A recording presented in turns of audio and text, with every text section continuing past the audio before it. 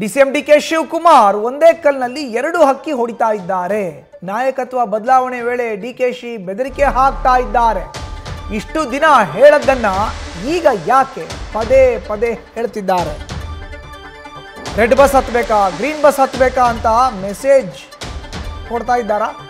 Offer ಬಂದಿದೆ ಅಂದ್ರೆ ಅವರು ರೇಸ್ನಲ್ಲಿ ಇದ್ದಾರೆ ಅಂತ ಅರ್ಥ ಅಲ್ವಾ? ಬೆಂಗಳೂರಿನಲ್ಲಿ ಡಿಸಿಎಂ ಡಿಕೆ ಶಿವಕುಮಾರ್ ಹೇಳಿಕೆಗೆ ವಿಧಾನಸಭೆ ವಿಪಕ್ಷ ನಾಯಕ ಆರ್ ಅಶೋಕ್ ಪ್ರತಿಕ್ರಿಯೆಯನ್ನ ಕೊಟ್ಟಿದ್ದಾರೆ.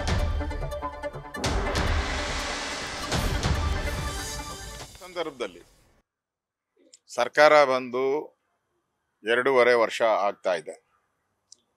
ನವೆಂಬರ್ ಕ್ರಾಂತಿ ಶುರುವಾಗ್ತಾ ಇದೆ.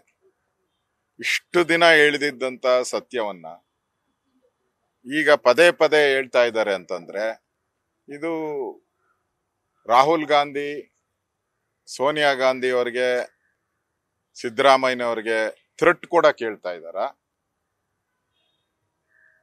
ಇಲ್ಲ ನಿಜ ಆಗಿದ್ರೆ ಸತ್ಯವನ್ನ ಹೊರ ಬಿಚ್ಚಬೇಕು. ಅವರು ಯಾರು ಫೋನ್ ಮಾಡಿದ್ರು, ಎಷ್ಟು ಗಂಟೆಗೆ ಫೋನ್ ಮಾಡಿದ್ರು, ಯಾವ ನಂಬರಿಂದ ಫೋನ್ ಮಾಡಿದ್ರು, ಯಾಕೆ ಮಾಡಿದ್ರು ಎಲ್ಲ ಹೇಳ್ಬೇಕು. ಅವರು ಜೈಲ್ಗೆ ಹೋಗೋದ ಇದ್ರ ಬಗ್ಗೆ ನಿಮಗೂ ಗೊತ್ತಿದೆ. ಕರಪ್ಷನ್ ಕೇಸಲ್ಲಿ ಹೋಗಿದ್ದಾರೆ ಅವರು. ಅದಕ್ಕೂ ಇದಕ್ಕೂ ಸಂಬಂಧ ಇಲ್ಲ.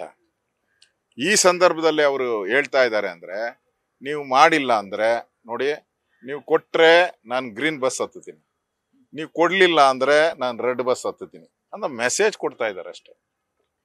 ಪಕ್ಕಾ ಮೆಸೇಜು, ಧಮ್ಕಿ ಇದು. ಯಾಕಂದ್ರೆ ಡಿ ಕೆ ಶಿವಕುಮಾರ್ ಅಂದ್ರೆ ನಿಮ್ಗೆ ಗೊತ್ತಿದೆ, ಯಾರಾದ್ರೂ ರಸ್ತೆ ಗುಂಡಿ ಬಿದ್ದಿದೆ ಅಂದ್ರೆ ಗೆಟ್ ಔಟ್ ಫ್ರಮ್ ಬೆಂಗಳೂರು ಅಂತಾರೆ.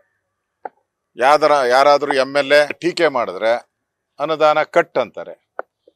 ಅವ್ರ ಸ್ಟೈಲೇ ಹಂಗೆ. ಅದಕ್ಕೆ ಅವ್ರ ಸ್ಟೈಲಲ್ಲೇ ಇವತ್ತು ಕಾಂಗ್ರೆಸ್ ನಾಯಕತ್ವಕ್ಕೆ ಒಂದು ಸವಾಲನ್ನ ಕೊಟ್ಟಿದ್ದಾರೆ. ಸವಾಲು ಸ್ವೀಕಾರ ಮಾಡೋದು ಬಿಡೋದು ಕಾಂಗ್ರೆಸ್ ಪಾರ್ಟಿಗೆ ಸಂಬಂಧಪಟ್ಟಿದ್ದು. ಆದರೆ ಅವರು ಹೇಳಿರೋ ಉದ್ದೇಶ ಅಧಿಕಾರ ಹಸ್ತಾಂತರದ ಒಂದು ಟೈಮ್ ಏನ್ ಬರ್ತಾ ಇದೆ, ಈಗ ಪವರ್ ಟ್ರಾನ್ಸ್ಫರ್ ಆಗುವಂಥದ್ದು, ಕ್ರಾಂತಿ ಆಗುವಂಥದ್ದು, ಇವೆಲ್ಲ ನವೆಂಬರಲ್ಲಿ ಆಗ್ಬೇಕು. ನವೆಂಬರಲ್ಲೇ ಈ ಹೇಳಿಕೆಯನ್ನ ಕೊಟ್ಟಿದ್ದಾರೆ ಅಂದ್ರೆ ಅದಕ್ಕೆ ಡಿ ಕೆ ಶಿವಕುಮಾರ್ ಯಾವುದನ್ನು ಅರ್ಥ ಇಲ್ದಿರ ಮಾಡಲ್ಲ. ನ್ಯೂಸ್ ಫಸ್ಟ್, ನಿರ್ಭೀತಿಯಿಂದ ನಿಮ್ಮ ಪರವಾಗಿ.